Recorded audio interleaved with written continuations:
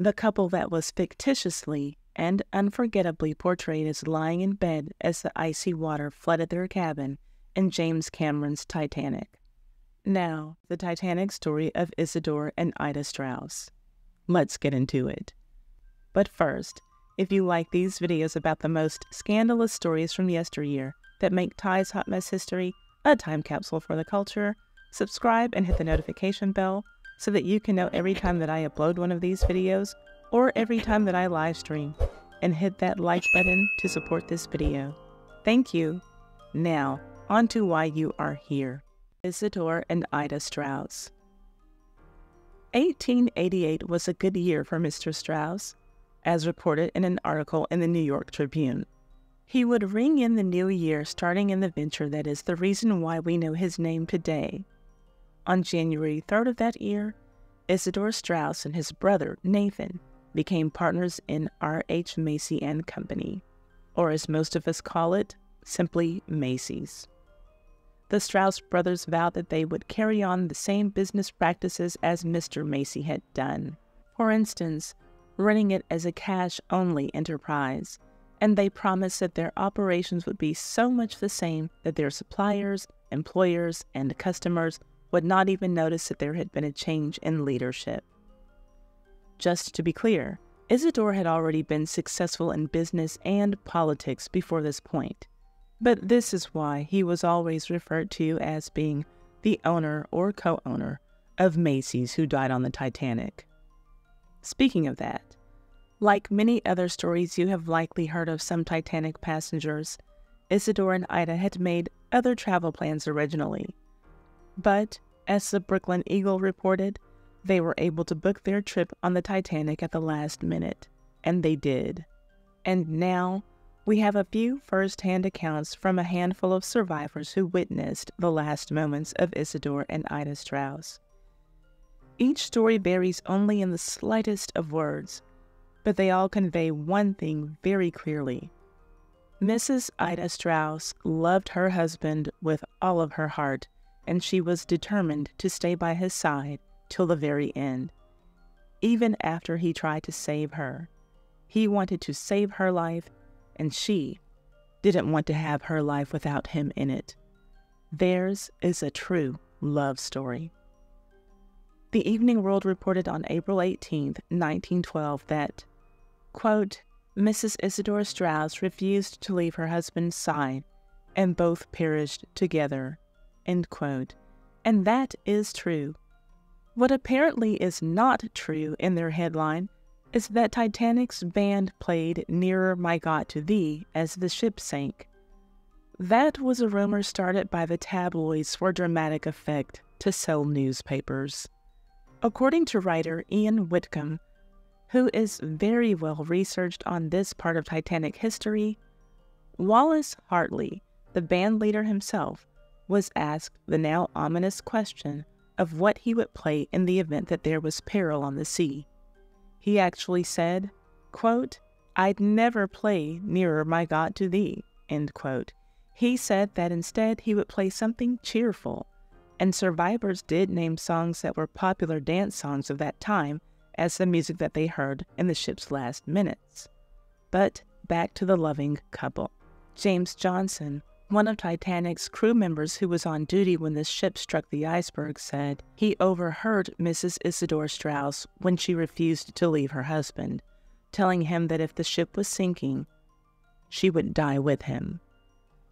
Quote, It was the most pitiful spectacle I ever witnessed. Mr. Straus pleaded with the old lady to go into one of the lifeboats, but she threw her arms about his neck, half hysterically, and refused to leave his side. I had been ordered to one of the oars in lifeboat number 2, and saw the elderly couple plainly still embracing as the little craft I was in was pushed away. End quote. Then there was Dr. Washington Dodge, another one of Titanic's millionaires, a financier from California who survived the sinking along with his wife and 6-year-old son. As he recalled it, quote, There was no panic of any description, except in the steerage. I saw 2 frenzied men shot down by officers as they tried to fight their way into a lifeboat. That was the only outbreak I saw. Mrs. Isidor Straus could have been saved, for there was plenty of room in the lifeboats for her.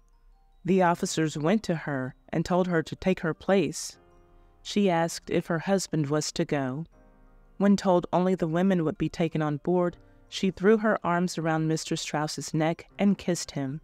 She turned to the officers and told them she was going to stay with her husband. The dear woman died there, too, rather than leave her helpmate." End quote. And then there was Colonel Archibald Gracie. He was the last man saved from the Titanic, and he saw a lot. Among the scenes that he witnessed were the last moments of Mr. and Mrs. Straus. His words: "Mrs. Isidor Straus went to her death because she would not desert her husband. Although he pleaded with her to take a place in the boat, she steadfastly refused, and when the ship settled, the two, with their arms about each other, were engulfed." End quote. Now, if the name Gracie rings a bell for you, it might be because that is the name of the mansion that is the residence of the mayor of New York City, Gracie Mansion. Its full name is the Archibald Gracie Mansion, and yes, this Colonel Archibald Gracie comes from that family.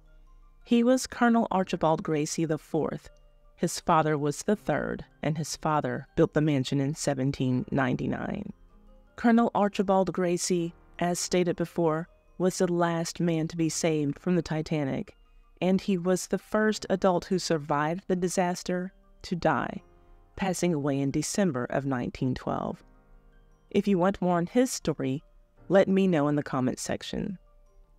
Even though Ida did not take one of those coveted spots in a lifeboat, she wasn't the only woman in the Straus party. Her maid, Ellen Bird, was traveling with the couple to tend to her, and she got into a lifeboat. Isidor and his valet, John Farthing, urged both women to save themselves and not to go to the certain death that they knew they, as men, would have to. In one final act of kindness to her maid, Ida gave Ellen her fur coat, telling Ellen that she herself would not be needing it. Ellen Bird survived and tried to return the fur coat to the eldest Straus daughter, Sarah. Sarah told her to keep the coat because Ida had given it to her. The body of Isidor Straus was recovered, and he is buried in the Woodlawn Cemetery in New York. Ida's body was never found, and if her great-great-grandson-in-law has joined her at the bottom of the Atlantic Ocean after trying to visit the Titanic, which is, among other things, a memorial site to its victims, that is a chilling thought indeed.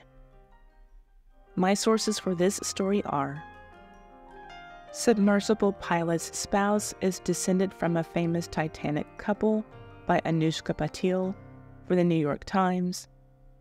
The Multimillionaire Who Dreamed of Being the First Man on Mars by Danielle Hussein and Emma James for DailyMail.com. Shadow of the Titanic by Andrew Wilson.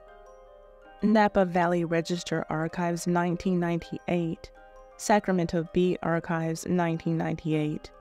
New York Tribune Archives 1888.